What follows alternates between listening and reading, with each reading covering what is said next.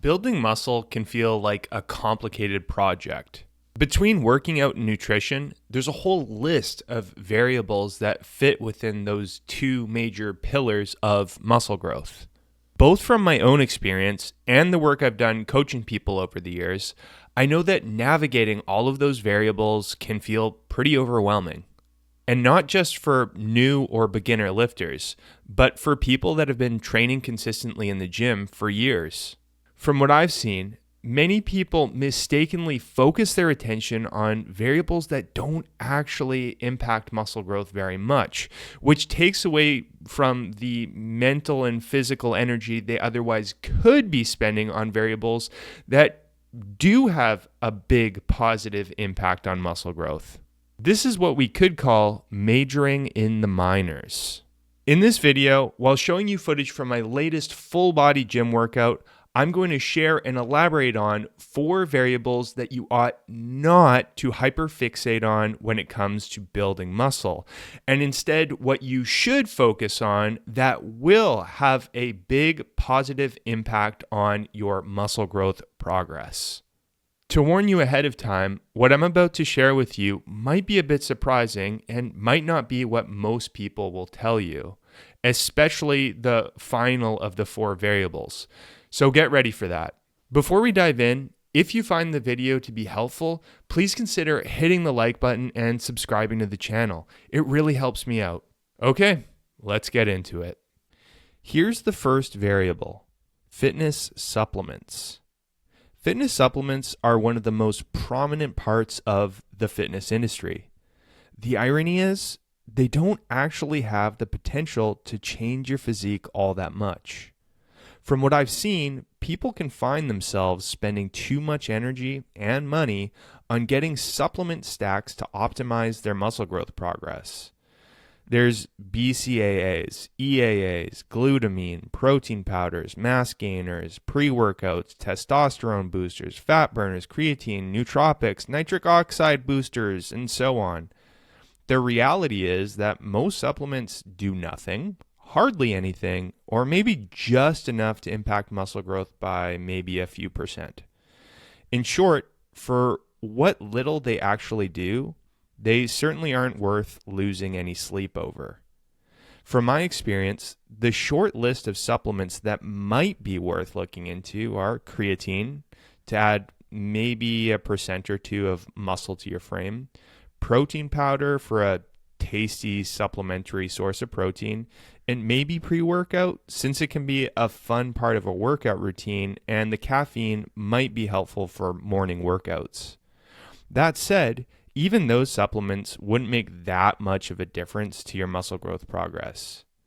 Instead of focusing on fitness supplements, I would spend significantly more energy on your whole foods diet, aiming to get an appropriate intake of calories, macronutrients like protein, carbs, and fats, and micronutrients like vitamins and minerals from whole foods will have a far greater impact on your muscle growth progress than any fitness supplement stack will. Here's the second variable not worth fixating on: getting the perfect lifting shoes. I don't know about you, but I've personally felt a bit overwhelmed by the massive selection of different fitness shoes out there. There's running shoes, basketball shoes, Olympic lifting shoes, squat shoes, flat-soled shoes, 5-toed shoes, tennis shoes, and so on. Different fitness people out there will swear that some shoes are better than others for lifting weights. It can be easy to think that picking one pair of shoes over another could even be the difference between making tons of muscle growth progress and not making great progress at all. At the end of the day, worrying about getting the perfect pair of shoes for the gym is probably not worth it, though. The most important thing is that you just feel comfortable in them, regardless of the specific kind they are. Yeah, some shoes might not be a great idea to wear when lifting, like dress shoes, for example. But truly, picking a pair that's just comfortable is the most important thing. And then maybe, as you become a more advanced lifter, looking into something like squat shoes might be helpful for some people. But even those wouldn't be the difference between building tons of muscle and not. I've never even tried squat shoes myself, to be honest.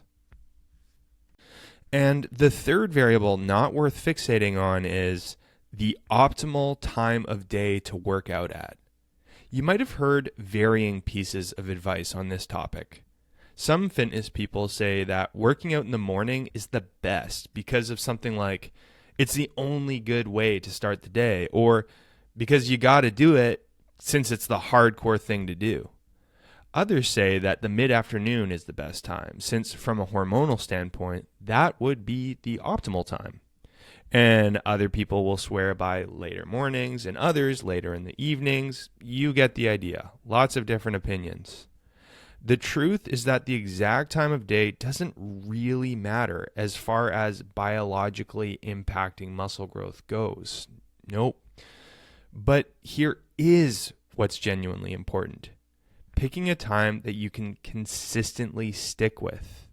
So if getting your workout in early, first thing in the morning before work is the best for your schedule and something that you can stick with, do that. If doing it in the middle of the day during your lunch break works better, then do that. Without a doubt, the single most important thing is just doing the workouts consistently.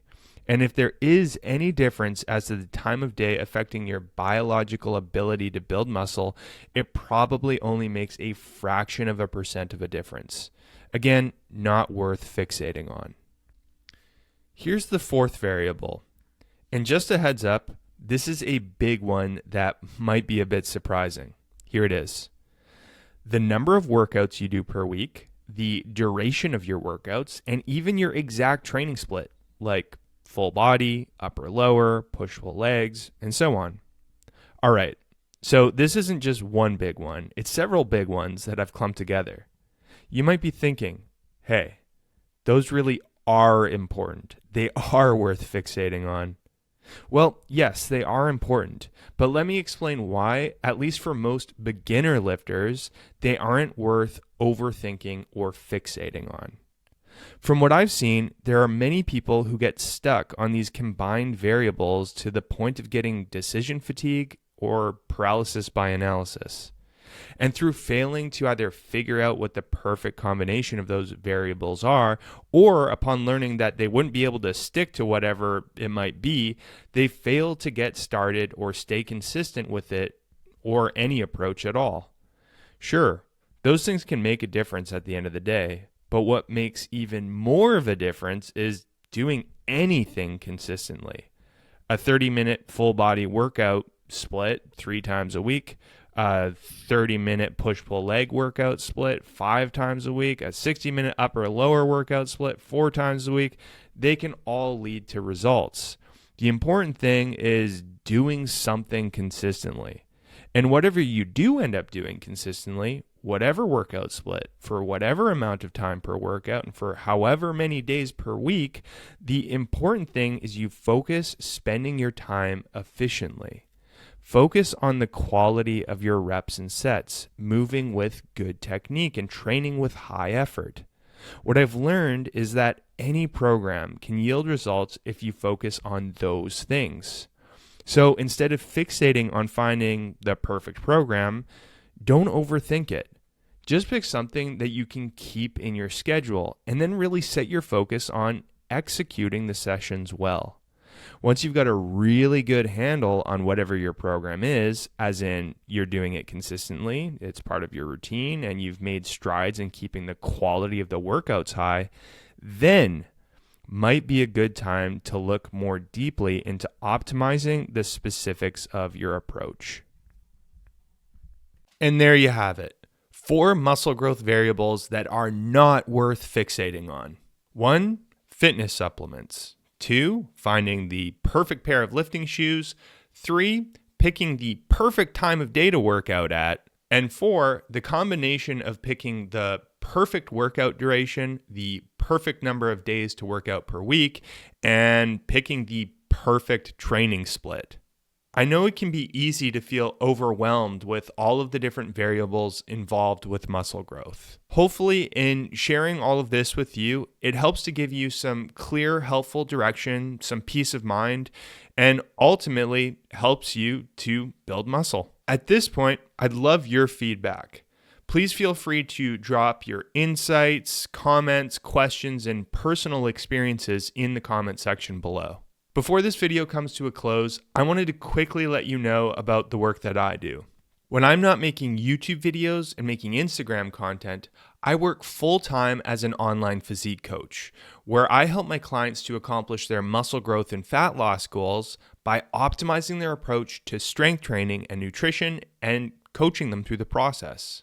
I've been doing this work for over 7 years and love helping my clients to not only transform their bodies, but ultimately their lives. If you've been considering getting some help with accomplishing your own physique goals, feel free to hit the link in the description below to learn a little bit more about the work that I do and how it can help you.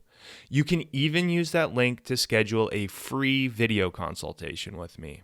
If you have any questions about my coaching or how I can help you, just email me at sam@jadeathletics.ca. Thanks so much for watching, and I'll see you in the next video.